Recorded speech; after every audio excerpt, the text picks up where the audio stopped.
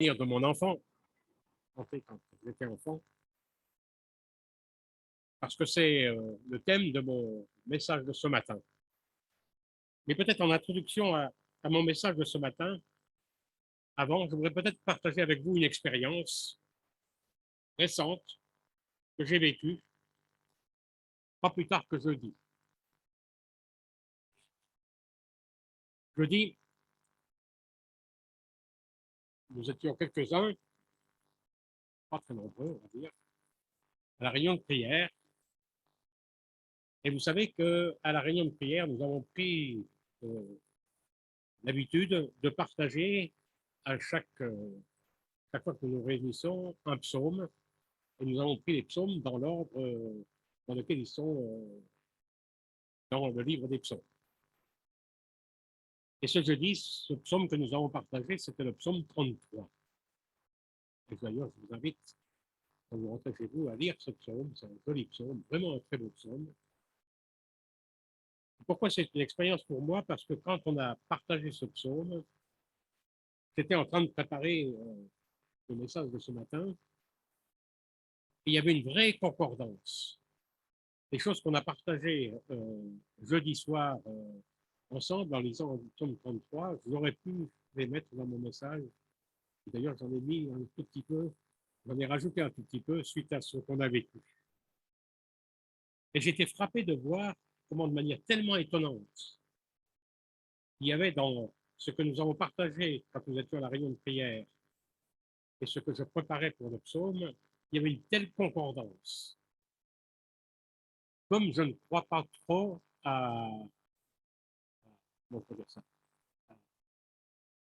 au hasard, je me suis dit que ce n'était pas par hasard que ces deux choses-là venaient en concordance.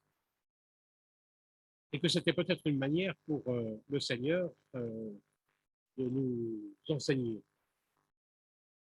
Et j'ai essayé de réfléchir à ça et j'en ai tiré deux leçons importantes.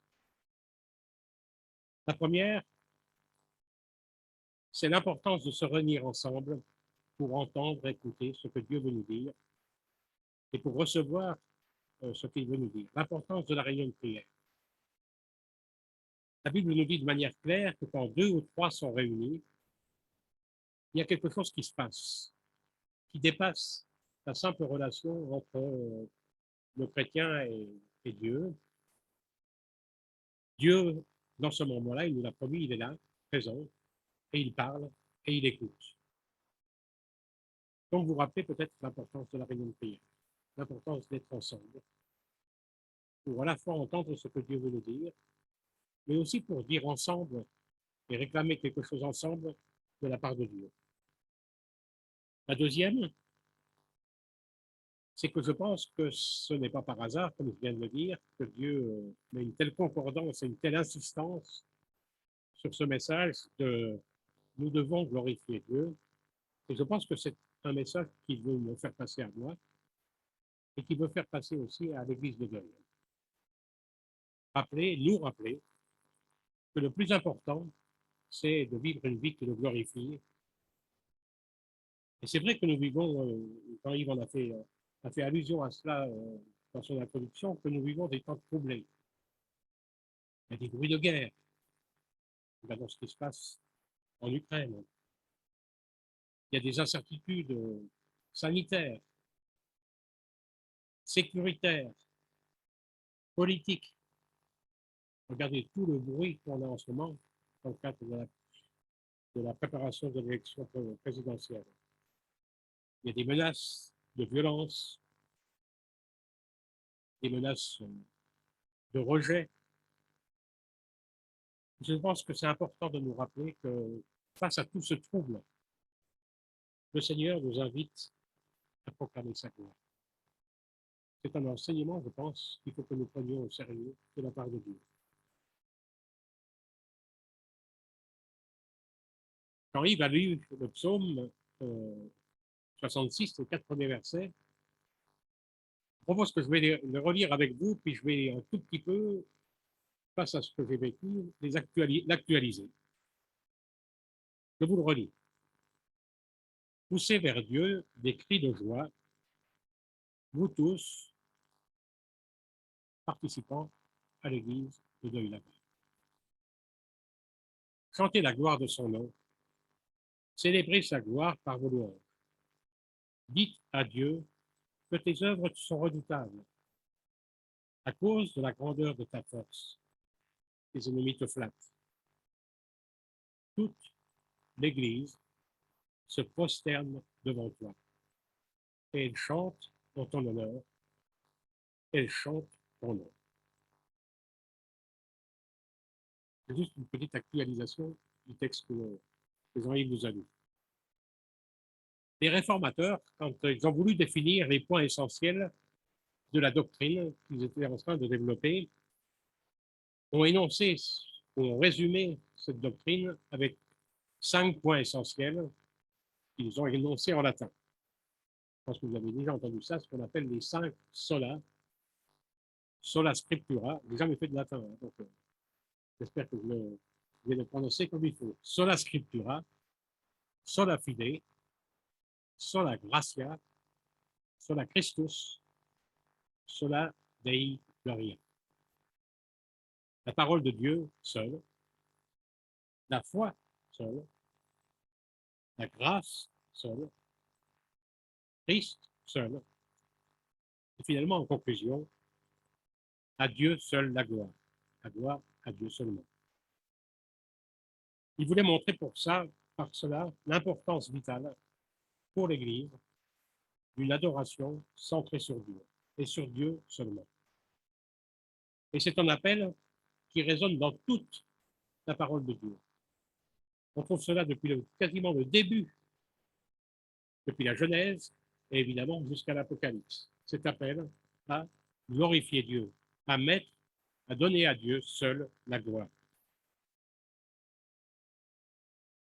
Un seul exemple dans le Nouveau Testament, mais j'aurais pu j'aurais pu faire tout mon culte avec ces appels à louer Dieu. L'apôtre Paul, dans le livre de Romains, au chapitre 12, au versets 5 et 6, que le Dieu de la persévérance, de la consolation, vous donne d'avoir les mêmes sentiments les uns avec les autres, selon Jésus-Christ, afin que tous ensemble, d'une seule bouche, vous puissiez glorifier le Dieu et Père de notre Seigneur Jésus-Christ. D'ailleurs, ça fait le lien avec le message précédent que j'ai partagé avec vous sur l'unité. Le Seigneur vous veut uni, tous les chrétiens, avec un seul but, glorifier le Seigneur. Qu'est-ce que la gloire de Dieu? La gloire de Dieu, la Bible nous dit que c'est le rayonnement qui se dégage de sa personne. C'est l'éclat, et l'éclat nous dit la parole de Dieu, même insoutenable, de toutes les perfections de Dieu. La Bible compare plusieurs fois cette gloire à un feu dévorant, qui aveugle, qui éblouit, qui inspire la crainte, qui inspire le respect, qui amène à l'adoration. Plusieurs fois, la parole de Dieu, en particulier dans l'Ancien Testament, nous dit que l'homme ne peut pas voir cette gloire entièrement et vivre. Cela dépasse ce qu'il est capable de voir. Pourtant, un certain nombre de personnages dans la parole de Dieu en ont perçu des bribes, des extraits. Moïse, par exemple, face au buisson ardent, quand il va recevoir les tables de la loi. Israël, en face du tabernacle, lieu de la présence de Dieu. Salomon, lorsqu'il dédicace le temple, pour faire le lien avec le message de Pascal de dimanche dernier, Élie, au moment où il rencontre Dieu, dans ce moment où il est dans sa grotte et sort et entend ce bruit, ce murmure doux et léger avec lequel Dieu lui parle. Ésaïe, au moment de son songe, vous vous rappelez, malheur à moi, quand il voit cela, malheur à moi quand je suis un homme pécheur. Ézéchiel, dans la vision qu'il va avoir de Dieu, je vais juste vous partager cela, Ézéchiel 43, versets 2 et 3. Alors, la gloire du Dieu d'Israël arriva par le côté est. Sa voix était comme celle de grandes eaux, et la terre était illuminée de sa gloire. Je tombai sur ma face, et la gloire de l'Éternel entra dans le temple. Cette gloire divine, la parole de Dieu nous dit qu'elle est révélée dans toute la création, et que cette gloire même devrait parler à tous les hommes, devrait leur démontrer la réalité de l'existence de Dieu. Elle est aussi manifestée dans l'homme, formé à l'image de Dieu. Cette gloire se manifeste de plusieurs manières dans les hommes. Elle se manifeste en particulier par les jugements de Dieu, jugements sur le comportement des hommes, et parfois même par la colère du Tout-Puissant. Rappelons-nous par exemple le moment où Dieu se fâche contre les fils de Corée dans le désert, et sa gloire destructrice qui amène à la mort de ses enfants rebelles. Mais elle éclate surtout, cette gloire, dans le pardon et la rédemption que Dieu offre au monde entier. C'est sa gloire, ce salut. Cette gloire inaccessible, nous venons de vivre Noël il y a quelques semaines, elle s'est approchée de nous. Elle s'est offerte à nous, en Christ, dans ce petit enfant. C'est la gloire. Rappelez-vous, les anges. Gloire à Dieu, et paix sur la terre, comme annonce. Et donc, en Jésus-Christ, nous avons pu la contempler. Nous pouvons nous approcher de cette gloire maintenant, sans le risque du jugement, sans le risque d'être consumé par elle, à cause de ce que Jésus-Christ a fait sur la terre. Plusieurs fois, Jésus a révélé cette gloire dans son parcours sur la terre, dans son enseignement, bien sûr, dans sa vie parfaite, dans sa sainteté, et de manière peut-être plus visible, plus concrète, dans un certain nombre d'épisodes de sa vie. Lors, par exemple, de son baptême, quand cette colombe est descendue et a proclamé celui-ci est mon fils bien-aimé. Dans la transfiguration, cet épisode vécu avec trois de ses disciples, Pierre, Jacques et Jean. Dans sa résurrection, bien sûr. La proclamation de la gloire de Dieu et de la victoire sur la mort. Et dans son ascension. Et nous savons que cette gloire va de nouveau se manifester quand le Seigneur reviendra ici sur terre pour juger et pour régner. Sa gloire se proclamer dans l'Apocalypse. Par conséquent, rendre gloire ou donner gloire à Dieu, c'est évidemment lui rendre honneur. C'est exalter et célébrer ses perfections. C'est lui rendre hommage. C'est ce que nous avons fait dans les chants que nous avons partagés. Et nous sommes invités à rendre gloire du parfait de tout notre cœur. Et cela aussi, ça doit traduire le fait que nous le reconnaissons comme le seul souverain et comme aussi la source de tous nos biens. Reconnaître que nous recevons tous les jours.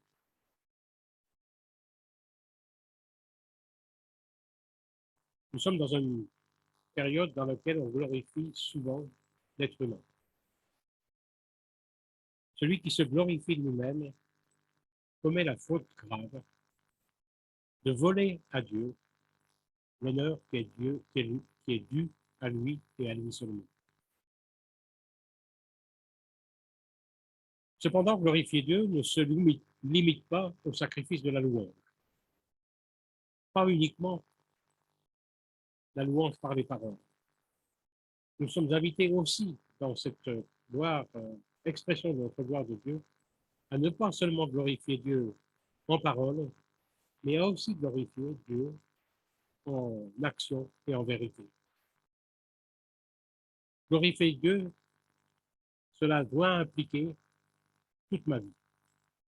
On chante souvent ce chant, que ma vie te glorifie. Jésus est notre modèle pour cela. Vous vous rappelez que quand il tout à la fin, quand il va prier dans sa dernière prière, il va dire dans Jean 17 au Seigneur dans sa prière, Père, je t'ai glorifié sur la terre.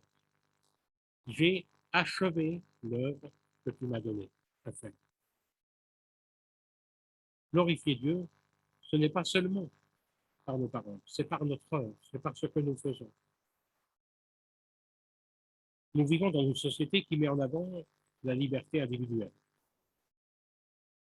Je fais ce que je veux, et certainement actuellement le mot d'ordre le plus partagé, ne serait-ce que hier après-midi. Je fais ce que je veux.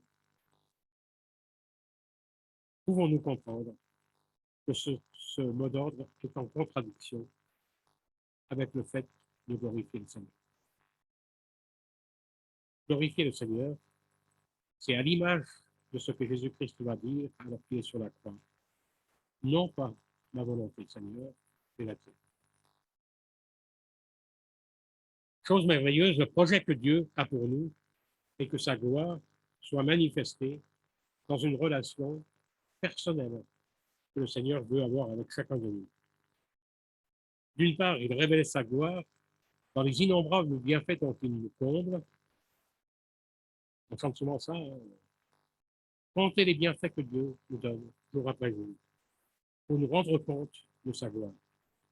Et d'autre part, par la manière dont nous pouvons répondre à ce que nous recevons de lui par des actions de grâce. Pour tout ce que nous avons vu, de l'action de Dieu dans nos vies, et tout ce que nous avons reçu. Et cela doit nous conduire à une vie consacrée à l'obéissance, au service et au témoignage. Si je ne me trompe pas, peut-être qu'il faut que je rappelle ça, demain c'est la Saint-Valentin. Et la Saint-Valentin, je vais vous donner un conseil. L'amour s'exprime mieux par les actes que par les paroles. Et bien c'est vrai aussi dans notre relation avec Dieu. L'amour pour Dieu s'exprime mieux par les actes que par les paroles. Le Seigneur va traduire cela de la manière de nous dire, les cadeaux, c'est bien, mais l'obéissance, c'est mieux. Et je pense que nous devons nous rappeler de cela, même quand nous avons, comme moi, 78 ans. L'amour s'exprime mieux par les actes que par les paroles. L'homme a été créé par Dieu en vue de cette communion réciproque, dans l'amour et dans la rédemption par le Seigneur. Dans ce salut, dans ce salut rendu possible par le sacrifice de Jésus-Christ. Si Dieu a du plaisir en révélant sa bonté à ceux qui le reçoivent, il n'en est pas moins vrai que l'épanouissement de notre vie se fait en contemplant la gloire de Dieu. Au XVIIe siècle, un certain nombre de théologiens protestants se sont réunis pour essayer de donner un peu une base à, à l'enseignement qu'ils devaient donner dans ces nouvelles églises. On a appelé ça le petit catéchisme de Westminster. Et dans ce petit catéchisme, qui est en fait une série de questions auxquelles on répond, la première question de ce petit catéchisme est: quel est le but principal de la vie de l'homme? Et le petit catéchisme de Westminster, c'est difficile à dire, répond: le but principal de la vie de l'homme est de glorifier Dieu et de trouver en lui son bonheur éternel. Si vous vous souvenez, j'ai aussi partagé avec vous un message qui essayait de répondre à la question: à quoi sert la vie? Quel est le sens de la vie? Dans le petit catéchisme de Westminster nous répond: glorifier Dieu et trouver en lui son bonheur éternel. Et nous comprenons ainsi pourquoi la théologie de la Réforme va tellement mettre l'accent sur cette nécessité de proclamer la gloire de Dieu, de mettre à Dieu seul la gloire. Et pourquoi nous avons besoin aujourd'hui, nous ici à Dole, de redécouvrir cette nécessité. Lui donner gloire en toutes choses. Quelques éléments pour nous aider à glorifier le Seigneur. La première, tout est de lui, par lui et pour lui. L'apôtre Paul, dans la première épître de Corinthiens, dit il y a un seul Dieu, le Père de qui viennent toutes choses, et pour qui nous sommes. Il y a un seul Seigneur, Jésus-Christ, par qui sont toutes choses et pour qui nous sommes. Tout est de lui, par lui et pour lui. Tout dans la création a sa source en Dieu. Tout est soutenu par le pouvoir, son pouvoir de renouvellement. On doit s'émerveiller quand on va arriver dans cette période. Quand d'un seul coup, après avoir passé l'hiver, on voit la nature se renouveler. On voit les arbres qui avaient perdu leurs feuilles, qui d'un seul coup se mettent à reverdir. On voit les fleurs qui d'un seul coup se mettent à refleurir. On voit les animaux qui hibernaient ressortir de leur tanière. Tout cela est le signe de l'action répétée, de l'action renouvelée de Dieu, nous rappeler que le Seigneur renouvelle la nature et d'ailleurs qu'il nous renouvelle nous aussi. Nous sommes au bénéfice de ce renouvellement. Le Seigneur nous dit que toute la création glorifie Dieu. Le psaume 19, par exemple, tous les cieux proclament combien Dieu est glorieux. L'étendue céleste publie l'œuvre de ses mains. On a du mal, ici, dans la région parisienne, à voir le ciel. Il est pollué par tous les lampadaires que les hommes mettent. Mais allez un peu plus loin, un soir, et contempler le ciel, l'immensité du ciel. Et à ce moment-là, vous verrez que combien Dieu est glorieux. Le salut aussi est de Dieu, et nous devons glorifier Dieu pour ce salut. C'est Dieu qui a conçu et réalisé ce plan de salut. Et c'est lui qui l'amène à la perfection en Jésus-Christ. Son accomplissement, c'est l'œuvre de Dieu, au travers de l'œuvre de Christ à la croix. Sa réalisation quotidienne en moi, en nous, c'est aussi l'œuvre de Dieu, grâce à l'action de son esprit. Et tout cela, le Seigneur le fait en vue de sa gloire. Dans le livre de l'Apocalypse, tout à la fin, on voit une immense foule. Et l'auteur de l'Apocalypse nous dit, après cela, j'entendis dans le ciel comme une voix puissante, comme la voix puissante d'une foule immense, qui disait Alléluia, loué soit notre Dieu, car c'est à lui qu'appartiennent le salut et la gloire en Jésus-Christ, ainsi que la puissance. Ses jugements sont vrais et justes. Le salut est de Dieu, il a été accompli par lui. Ce salut est pour la gloire de Dieu et nous devons le glorifier pour cela. Toujours, toujours chanter son grand amour.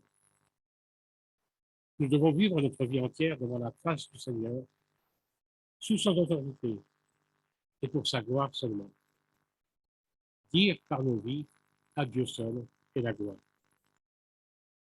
Peut-être euh, la dernière caractéristique, c'est le jugement qui appartient à Dieu. Ce jugement, il sera exercé par celui à qui il a délégué l'accomplissement de toutes ses œuvres, son Fils Jésus-Christ. Nous savons que quand il reviendra, il jugera les vivants et les morts. Là aussi, dans l'Apocalypse, au début de ce livre de l'Apocalypse, on lit chapitre 4, verset 7, l'ange criait d'une voix forte, rendez gloire à Dieu, donnez-lui gloire, car l'heure a sonné où il va rendre son jugement. Adorez donc celui qui a fait le ciel, la terre, la mer et les sources. Nous ne pouvons pas glorifier Dieu convenablement si nous confondons l'adoration avec notre bien-être, avec le divertissement, avec notre épanouissement, si nous négligeons ce que le Seigneur nous demande,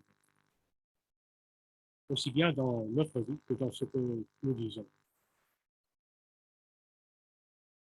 Le Seigneur veut effectivement notre épanouissement, mais il veut d'abord sa gloire, que d'abord nous exprimions sa gloire.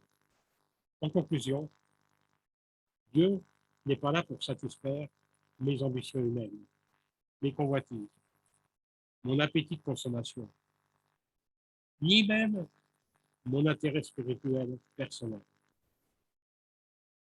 Nous devons donc nous recentrer sur Dieu, remettre Dieu au centre de notre vie spirituelle, plutôt que la satisfaction de nos propres besoins. Dieu reste souverain dans l'adoration. Il veut régner en nous et au milieu de nous. Notre préoccupation devrait donc concerner le royaume de Dieu, et non pas notre propre sphère, notre popularité, nos convictions, nos idées, et sa grâce, et sa gloire. J'aimerais terminer avec ce verset qu'on trouve, l'apôtre Paul qu'on trouve en Romains 11, versets 33 et 36, ô profondeur de la richesse, de la sagesse et de la connaissance de Dieu, que tes jugements sont insondables et tes voies incompréhensibles. En effet, qui a connu la pensée du Seigneur? Ou qui a été son conseiller? Qui lui a donné le premier pour qu'il ait à recevoir en retour? Tout est de lui, par lui et pour lui. À lui soit la gloire. Amen.